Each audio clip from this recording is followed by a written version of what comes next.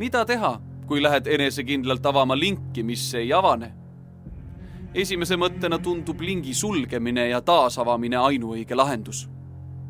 Kui aga tundub, et üksnes refreshimisest ei piisa, siis tuleb leida teisi võimalusi, kuidas IT-alane probleem hõlpsasti lahendada.